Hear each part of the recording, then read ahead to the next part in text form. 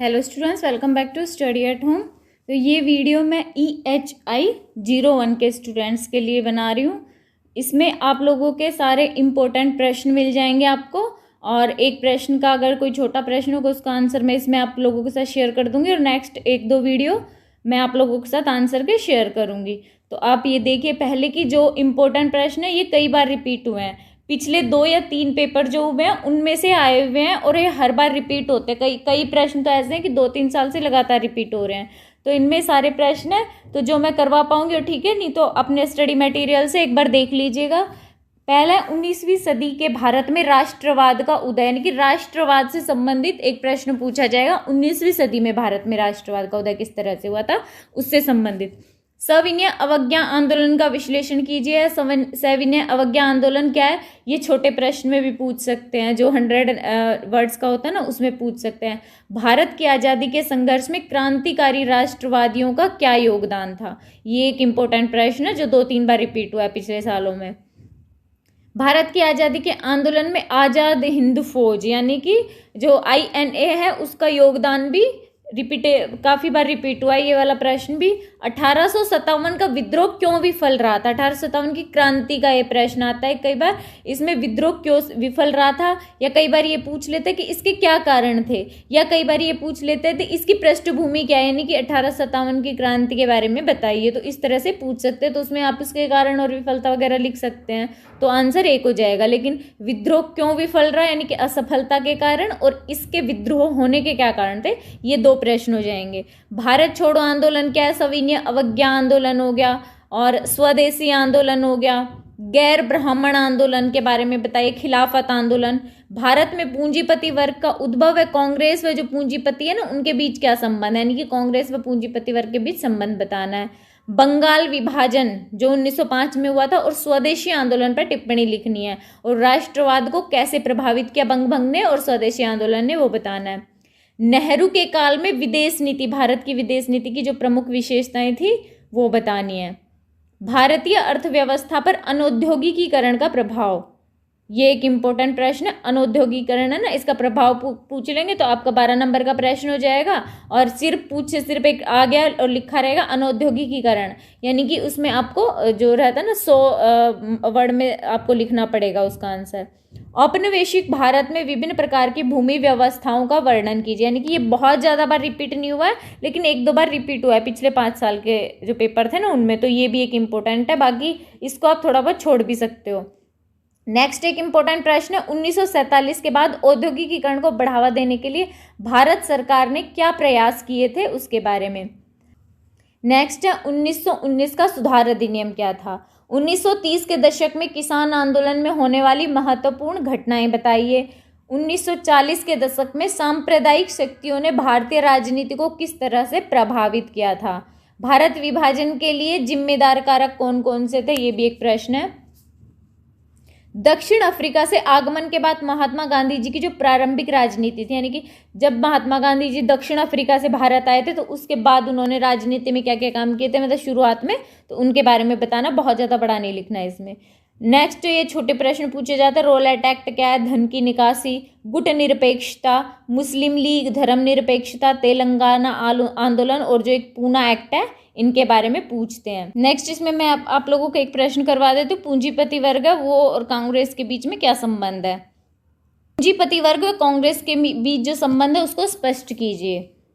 पूंजीपति वर्ग वो वर्ग होता है जो कि क्या, जिसके पास धन होता है, यानी कि जो भारत में जैसे ऐसे था ना कि कई किसान थे, कई जमींदार थे जिनके पास बहुत सारा धन था, और वो लोग क्या करते थे, दूसरों को धन मुहैया कराते थे। तो इसमें यही है कि जो उन लोगों के पास धन था, तो वो धन कांग्रेस उससे किस तरह से प्रभावित, या जो उनसे धन लेते थे तो वो पूंजीपतियों का जो धन देते थे वो कांग्रेस को, तो अपनी बातें मनवाते थे उस चीज़ के लिए, ऐसा कहा जाता है। कई लोग कहते हैं कि वो धन देते थे कांग्रेस को और उससे अपनी बातें मनवाते थे, यानी कांग्रेस जो थी, ये जो पूंजीपति वर्ग था, उनके हाथों की कठपुतली थी, इस तरह से कहा जाता था। लेकिन वहीं एक दूसरा वर्ग था, वो कहता था कि ऐसा होने की संभावना कम है, ऐसा नहीं है, क्योंकि कांग्रेस के पास धन की वैसे ही कोई कमी नहीं थी और कांग्रेस अपने सिद्धांतों पे काम करती थी।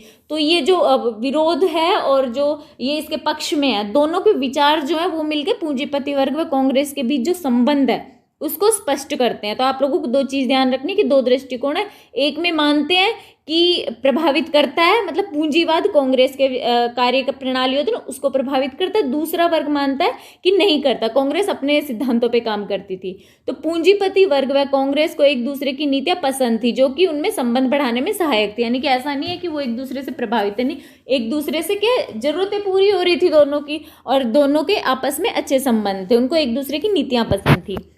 भारतीय पूंजीपति वर्ग व भारतीय राष्ट्रीय कांग्रेस के बीच संबंधों को स्पष्ट करने के लिए प्रमुखतः दो दृष्टिकोण अपनाए जाते हैं। तो पहला दृष्टिकोण जो है उसके अनुसार कांग्रेस जो थे वो पूंजीपति लोगों से बहुत ज़्यादा प्रभावित थे, और जो कांग्रेस है वो पूंजीपतियों से बहुत ज़्यादा प्रभावित थी, क्योंकि पूंजीपति क्या करते थे, अपना पैसा देते थे उन लोगों को और अपनी मांग जो मनवाते थे उन कांग्रेस को विवश कर देते थे।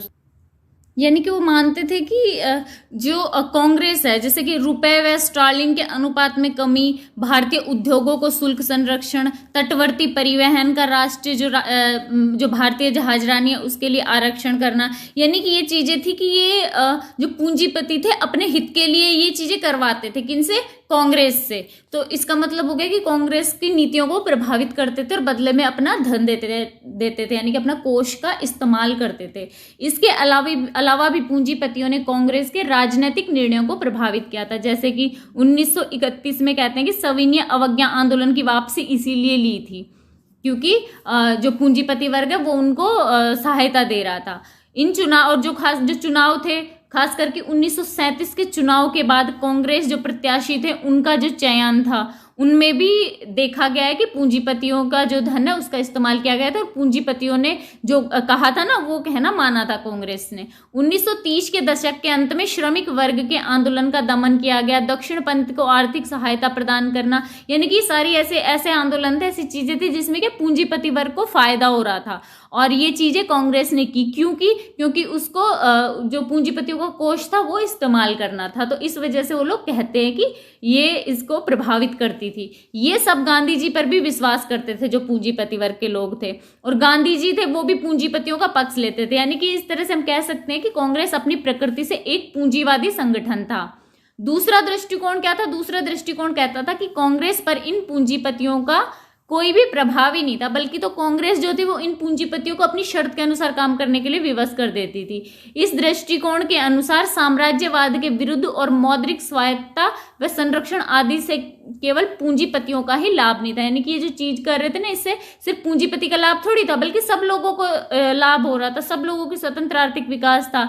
ये तो सबकी राष्ट्र के विकास की मांगे थी, इसलिए हर साम्राज्य विद्रोही या फिर साम्राज्य का विरोध था ना, तो इनमें इन चीजों की मांग की गई थी, तो इसमें पूंजीपति वर्ग का फायदा कहाँ से हो जाए, तो ये माना गया था।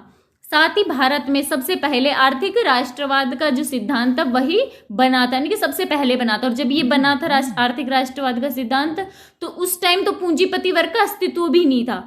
तो उस टाइम फिर हम कैसे कह सकते हैं कि ये चीजें क्या जो पूंजीपति थे उनके लाभ के लिए किया गया था। अतः यह स्पष्ट है कि इनके लिए इन चीजों के लिए जो लड़ते थे वो विद्रोही, तो पूंजीपतियों द्वारा कांग्रेस को खरीदने या फिर भ्रमित करने या फिर कांग्रेस पे दबाव डालने का कोई सवाल ही पैदा नहीं होता है, कि सब जरूरत ही नहीं पड़ती इस चीज की। साथ ही जो भूमि निर्धारण था उसके लिए भी कांग्रेस आर्थिक दृष्टि से पूंजीपतियों पर इतनी निर्भर नहीं थी कि उनके दबाव में आ सके, क्योंकि जो कांग्रेसी थे वो उनकी बड़ी संख्या ऐसी थी कि जो स्वयं आर्थिक दृष्टि से लायक थी, यानी कि उनके पास खुद का पैसा था, आत्मनिर्भर थे वो लोग। और कांग्रेस का जो वोट वगैरह का खर्चा होता था या कोई और खर्चा होता था ना, वो किससे होता था, आम आदमी का सहयोग होता था, स्वैच्छिक योगदान कोई कर रहा है, कोई उनको सहायता शुल्क दे देता था, चंदे दे देता था, तो इनसे कांग्रेस पार्टी चलती थी, तो उनको पूंजीपतियों पे ज्यादा निर्भर रहने की जरूरत नहीं थी। यहां तक कि कांग्रेस अपने संवैधानिक चरण में भी आर्थिक दृष्टि से किसी पर निर्भर नहीं थी। अब वो किसी पे, अब इसका मतलब हो गया ना किसी पे निर्भर ही नहीं थी, तो पूंजीपतियों की वो बात क्यों माने, जब वो पूंजीपतियों के ऊपर निर्भर ही नहीं है, वो तो अपनी शर्तों पे काम करेगी, उनकी शर्तों पे क्यों करे। अब इसका मतलब ये नहीं है कि कांग्रेस को धन की जरूरत ही नहीं थी। अब मतलब ये हो गया ना कि वैसा थोड़ी ना कि पूंजीपतियों की बात नहीं करेगी तो धन की जरूरत ही नहीं, ऐसा नहीं है, धन की जरूरत थी, लेकिन कभी भी ऐसा नहीं है कि पूंजीपति जो होते हैं ना, पूंजीपतियों का सहयोग ज्यादा नहीं लिया, ऐसा नहीं है, उन्होंने जरूरत पड़ी तो लिया भी है उनका सहयोग, लेकिन अपनी शर्तों पे लिया है। परंतु इस धन ढंग से पूंजीपति वर्ग कांग्रेस की नीति व विचारधारा को ऐसे स्थान पे नहीं ले जा सकते थे जो कि कांग्रेस अपनी मर्जी से जहाँ पे चलने के लिए तैयार ना हो, यानी कि कांग्रेस अपनी नीतियां नहीं बदलती थी उन वजह से। जैसे कि गांधी जी ने कहा था कि फरवरी 1922 में मिल मालिक व व्यापारियों से सहयोग लिया था और जो उन्होंने सहयोग दिया उसका स्वागत भी किया था, लेकिन उन्होंने साफ कह दिया था कि है ना, ये आपकी मर्जी है कि सहयोग करो या ना करो। उन्होंने कह दिया था वे करें या ना करें, स्वतंत्रता और देश की यात्रा किसी नियम व व्यक्तियों के समूह पर निर्भर नहीं की जा सकती है। इसका मतलब हो गया उन्होंने सहायता भी ले ली, उनका कहते हैं ना उनके साथ संबंध स्वीकार भी कर लिया, लेकिन उन्होंने ये कह दिया कि हम अपनी शर्तों पे, आपकी मर्जी है, ये चीज रहेंगी, करना है तो करो, हमारी सहायता नहीं करना तो मत करो। इसी प्रकार मोतीलाल नेहरू जी थे, उन्होंने क्या किया था, स्वराज पार्टी जो स्वराजवादी चरण था उसमें बंबई व अहमदाबाद के कई पूंजीपति थे ना, उनके साथ उन्होंने बातें की थी, उनसे भी धन लिया था, उनके संपर्क में थे और राजनीतिक काम के लिए उनसे पर्याप्त धन प्राप्त किया था। इसी प्रकार कांग्रेस और पूंजीपति वर्ग का एक दूसरे पर प्रभाव व संबंध को हम स्पष्ट कर सकते हैं। तो ये यहाँ पे कांग्रेस और पूंजीपति वर्ग का जो एक दूसरे पे प्रभाव या संबंध है वो प्रश्न इंपोर्टेंट हो गया। तो आई होप वीडियो आप लोगों के लिए यूजफुल रहा होगा। मिलते हैं अगले वीडियो में कुछ नए इन्फॉर्मेशन के साथ। अगर वीडियो अच्छा लगा हो तो प्लीज़ चैनल को लाइक एंड सब्सक्राइब जरूर कर दीजिएगा।